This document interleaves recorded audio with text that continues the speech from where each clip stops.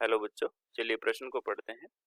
प्रदर्शित अम्लों के प्रत्येक युग्म में कौन सा अम्ल अधिक प्रबल है?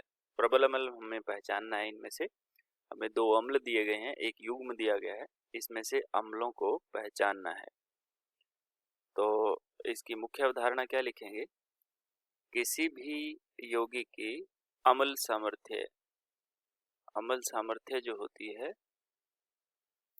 वो समानुपाती होती है माइनस आई प्रभाव के। जितना ज़्यादा माइनस आई प्रभाव होगा उतना ही ज़्यादा वो प्रबल अम्ल होगा।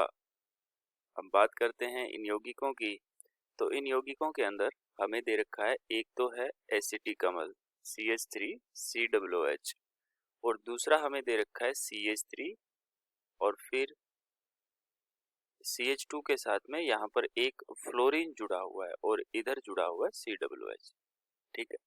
अब यहाँ पर हमारे पास दो समूह हैं। एक तो है इधर तो जुड़ा हुआ है CH3, यानी कि एक कार्बन से तीनों ही हाइड्रोजन समूह जुड़ रहे हैं, और उसके बाद में COOH समूह है। ये हाइड्रोजन, हाइड्रोजन और हाइड्रोजन, और इस कार्बन से दो तरफ हाइड्रोजन जुड़ रहे हैं और एक तरफ फ्लोरीन जुड़ रहा है। ठीक है। अब जो हाइड्रोजन होता है उसका आई प्रभाव जो होता है वो 0 के बराबर होता है, लगभग शून्य होता है। ठीक है।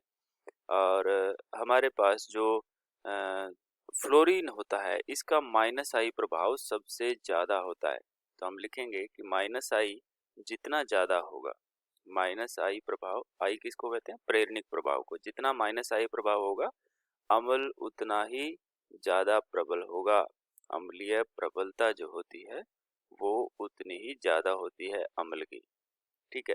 क्योंकि ये H+ देने के बाद में COO- यानी कि COO- बनाता है, जिसको स्थायित्व कौन प्रदान करता है? ये माइनस आई प्रभाव ज़्यादा स्थायित्व प्रदान करता है।